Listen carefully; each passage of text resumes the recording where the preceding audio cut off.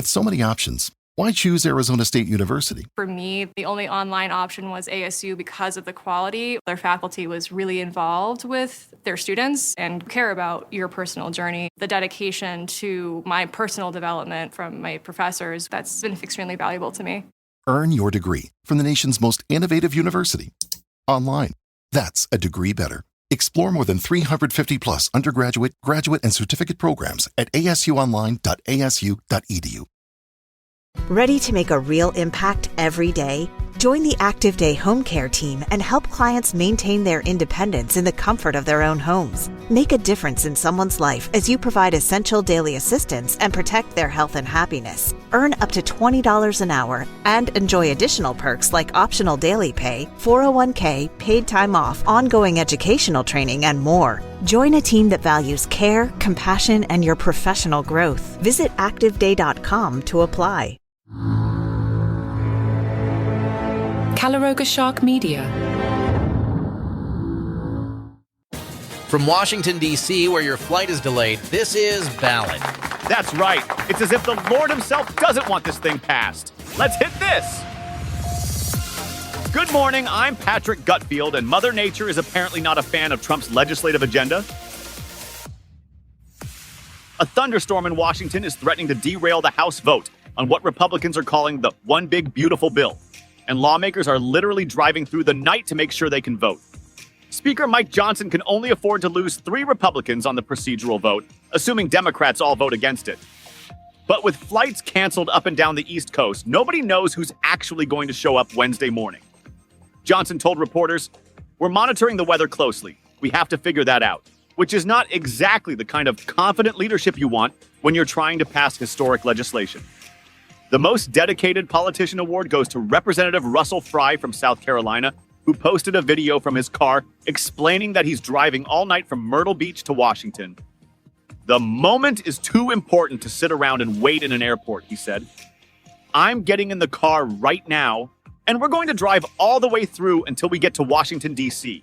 He called it one big, beautiful road trip to vote for the One Big Beautiful Bill, which is either inspiring dedication or a sign that our political system has completely lost its mind. This guy is driving 6 hours through a thunderstorm to vote on a bill that adds $3 trillion to the deficit. Representative Nancy Mace, also from South Carolina, had 2 flights canceled and he was scrambling to find a way to get to D.C. in time. Meanwhile, Democrats are also making the drive. Representative Raja Krishnamurthy from Illinois and Representative Mark Pocan from Wisconsin are both road tripping to Washington to vote against the bill. Pocan posted his own video from the Madison airport. "My flight just got canceled due to thunderstorms, so I'm driving to Chicago, hoping to get one of the first flights at 6 a.m. tomorrow. This is part of the glamorous life of Congress, I guess. Going to get back, though, to vote no for sure. This is like the world's most boring action movie. Fast and Furious Congressional Edition.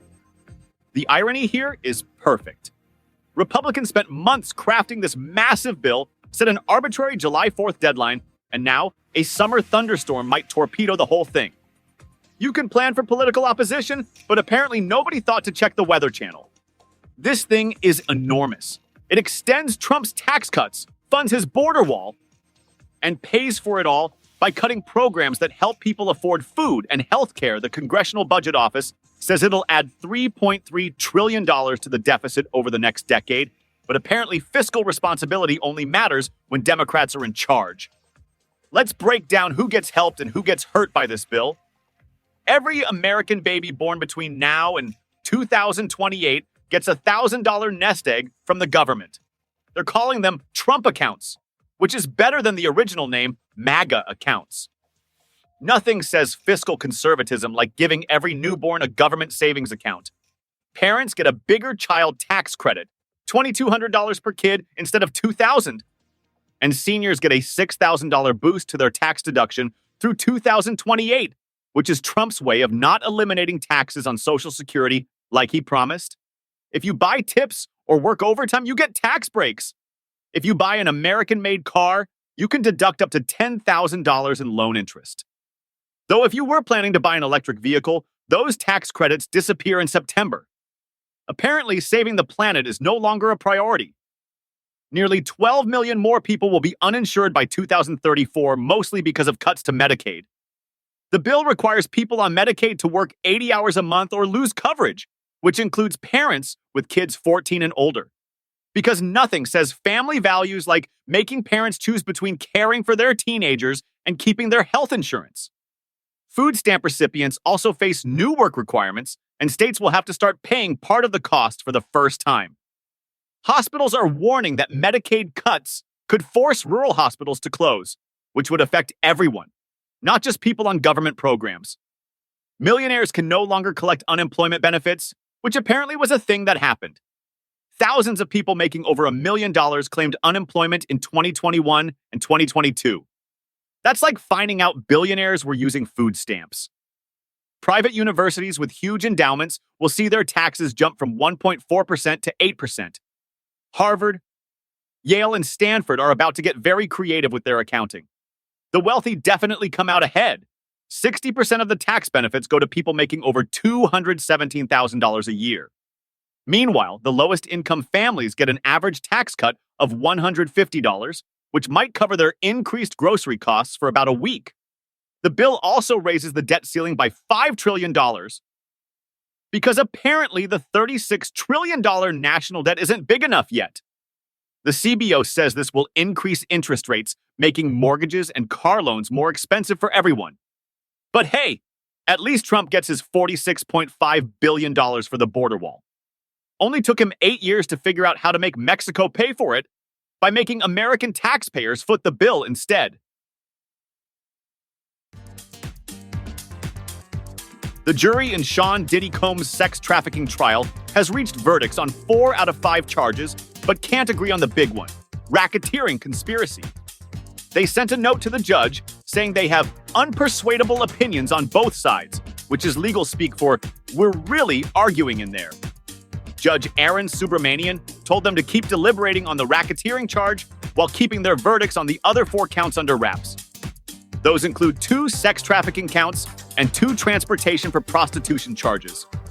If convicted on sex trafficking, Combs faces a mandatory 15 years in prison and could get life. When the judge read the jury's note about being deadlocked, Combs got emotional, rubbing his eyes and resting his face in his palm while his lawyers huddled around him.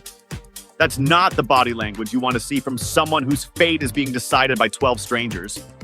The trial has been going on for 7 weeks, with prosecutors painting a picture of Combs using his business empire to force romantic partners into what they called freak-offs, drug-fueled, days-long sexual performances with male sex workers in hotel rooms while Combs watched and sometimes filmed. It's like Eyes Wide Shut, but with more Bad Boy Records merchandise. 2 of his former partners testified against him, including R&B singer Cassandra Cassie Ventura, saying he beat them and threatened to leak sex tapes if they didn't participate. Combs' lawyers acknowledged he was, at times, violent in relationships, but claimed everything was consensual, which is quite the legal strategy. The racketeering charge is the complicated one because prosecutors have to prove Combs ran a criminal enterprise through his employees and associates. Jurors heard a testimony from his former personal assistants who said their job duties included setting up hotel rooms for these events and buying drugs for their boss. That's quite the job description. Seeking personal assistant must be comfortable with felony procurement. A hotel security guard testified that Combs paid him $100,000 for surveillance footage of him attacking Ventura. And rapper Kid Cudi told the court that Combs was likely behind the arson of his car after Combs found out he was dating Ventura. Nothing says successful music mogul like having someone's car torched over relationship drama. The defense argued that Combs was just a successful entrepreneur who used drugs recreationally, but kept his professional and personal lives separate. That's a tough sell when your personal assistants are testifying about buying drugs and setting up sex rooms as part of their professional duties. This whole situation has echoes of Harvey Weinstein's recent trial, which happened literally across the street from where Combs is being tried. That jury also had fractious deliberations and ended up convicting Weinstein on 1 count while deadlocking on rape charges. Apparently, Manhattan Federal Court has become the epicenter of high-profile sexual assault cases involving powerful entertainment figures. Combs has been in federal lockup in Brooklyn since his arrest in September, which must be quite the adjustment for someone who used to throw lavish parties in the Hamptons and Saint-Tropez. From hosting celebrities on yachts to sharing a cell block. That's what you call a career pivot. The jury will continue deliberating Wednesday, trying to figure out whether Combs was running a criminal enterprise or just had really inappropriate hobbies. Either way, this is not how anyone expected the Bad Boy Records story to end. You can keep up on the trial by listening to our sister podcast called Celebrity Trials. Man, the brain trust here at Calaroga must have worked for hours to come up with that one. Celebrity Trials? Anyway, portions of today's show were made with the help of AI.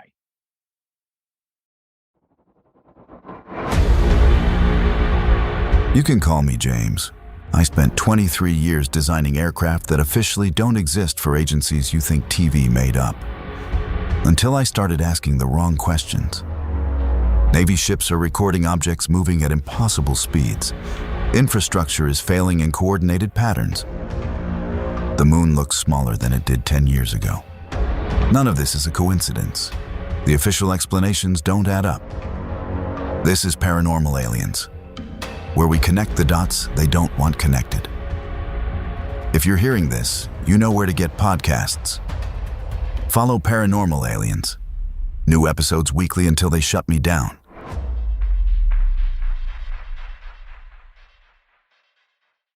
Hey, my name is John Podhoretz. I'm the host of the Commentary Magazine Daily Podcast. We try every day to give you a sense of where America is, where the world is, where Donald Trump is, where the Democrats are, where the Republicans are, where American society is, and where it's headed. Lively, significant, important topics of discussion. Please subscribe, Apple, Spotify, wherever you find podcasts, the Commentary Magazine Daily Podcast.